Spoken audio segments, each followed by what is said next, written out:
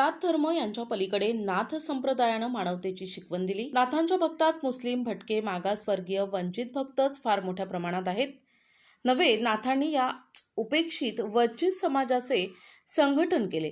सुफी संत आणि नाथ संप्रदाय हे अनेक शतकांपासून मानवता धर्म आणि जीवब्रह्म सेवा करत आहेत। नाथांची हीच परंपरा संत ज्ञानेश्वर माऊलींपासून आजपर्यंत येते। नाथांच्या वास्तव्यानं पुनीत झालेल्या भूमीत नेमक्या त्याच्या विचाराविरोधात वर्तन करणाऱ्यांना नाथांची शिकवण आणि त्यांचे कार्य समजले नाही असे वाटते। अशा भूमीत एखाद्या विशिष्ट समूहानं यात्रेत व्यवसाय करू नये असा ठराव करणं ही नाथ संप्रदायाच्या विचारांशी विसंगत कृती आहे।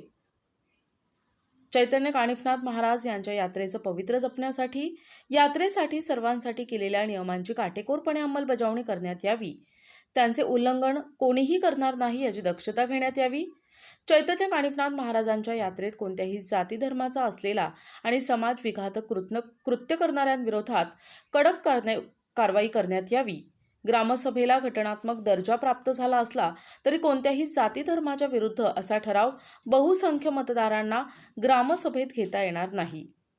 सभा अध्यक्ष असलेल्या इसमानं ग्रामसभेच्या सूचनेत मान्यता देणं हेच मुळात संविधान आणि ग्रामसभेच्या कायद्याविरोधात आहे। ग्रामसभा अजेंडावर असा विषय घेता येणार नाही। सभा अध्यक्ष यांनी येत्या वेळी येणाऱ्या विषयांवर अशा प्रश्नासाठी परवानगी करायला हवी।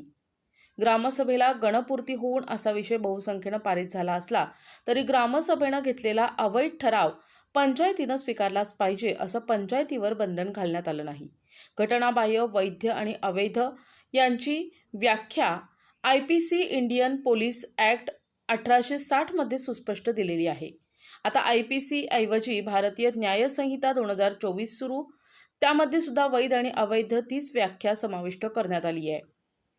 ग्रामसभेच्या अध्यक्ष आणि ग्रामसचिव विरोधात धार्मिक तेढ, संविधानाचे आणि ग्रामसभेच्या कायद्यांचे उल्लंघन केल्याबद्दल कायदेशीर कारवाई करण्यात यावी अशी मागणी सावित्री फातेमा सद्भावना मंचातर्फे जिल्हाधिकाऱ्यांकडे निवेदनाद्वारे केली आहे। तसेच जिल्हा पोलीस अधीक्षक आणि मुख्य कार्यकारी अधिकारी जिल्हा परिषद अहिल्यानगर यांना प्रत देण्यात आली आहे। मुख्यमंत्री महाराष्ट्र राज्य यांना मेलद्वारे प्रत रवाना करण्यात आली आहे। या प्रसंगी अशोक सब्बण, प्रतीक बारसे, युनुस तांबटकर, संध्या मेढे, फिरोज शेख, रवी सातपुते, राजेंद्र कर्डिले, ॲडव्होकेट आरिफभाई आदी उपस्थित होते। पंचायतीने जो ठराव केलेला आहे तो ठराव पूर्ण चुकीचा आहे। जर समजा त्या कानिफनाथ यात्रेमध्ये जर कोणी त्या यात्रेच्या कार्यक्रमात कोणी चुकीच्या पद्धतीनं काम करीत असेल तर अशावर कारवाई करून त्यांना त्या ठिकाणी शिक्षा केली पाहिजे आणि त्या ठिकाणी त्यांना त्या कार्यक्रमाला त्यांना उपस्थित येऊ द्यायचं नाही। आणि जे चांगलं काम करतात ते कुठल्याही जातीचं असू द्या, त्यांचा व्यवसाय चांगला करतात, त्यांना काही अडचण नाही ना अशा लोकांना त्या ठिकाणी हे करणं। कारण आपण सर्व भारतीय आहोत आणि त्यांना तो अधिकार आहे घटनेने दिलेला। त्यामुळं जे खरोखर चुकीचं वागत असेल ते कुठल्याही जातीचा धर्माचा असू द्या त्याच्यावर कारवाई झाली पाहिजे। आणि जे चांगलं काम करीत असतील मध्ये जी काही घटना घडलेली आहे ती अतिशय चुकीची आहे। त्याचा आम्ही भारतीय म्हणून निषेध करत आहोत।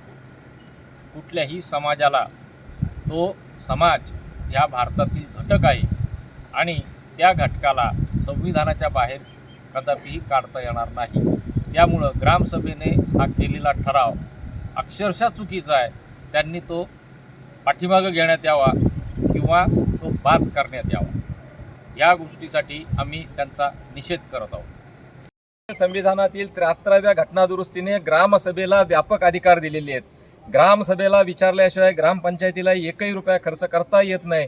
संपूर्ण ग्रामपंचायतीचा कारभार हा ग्रामसभेच्या माध्यमातून चालवला जातो।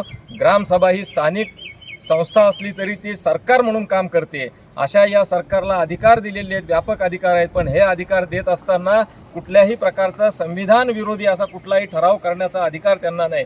विशेषतः ग्रामसभेचा अजेंडा काढत असताना त्या अजेंडामध्ये संविधान विरोधी भूमिका असलेले असे कुठलाही विषय घेता येत नाही। याची तपासणी ग्रामसचिवाने त्याचबरोबर सरपंचाने करणं अपेक्षित होतं।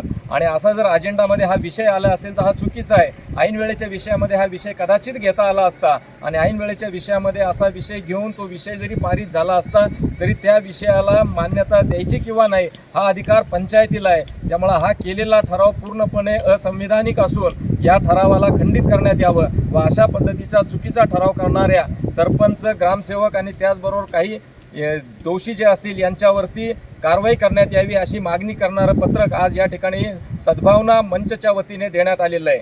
याचबरोबर असं सुचवण्यात येत आहे की याच पद्धतीनं ग्रामसभांमध्ये होणारे ठराव हे संविधानाच्याच बाजूने होतील अशा पद्धतीची कारवाई शासनानं सर्व ग्रामपंचायतींना कळवून करावी व पुन्हा अशा जातीय तेढ, धार्मिक तेढ निर्माण करणाऱ्या किंवा संविधानाच्या विरोधात असलेले कुठलेही ठराव अशा ग्रामसभेमध्ये करण्यात येऊ नये अशा पद्धतीची मागणी या ठिकाणी करण्यात आली. NTV news Marathi, Ahilyanagar.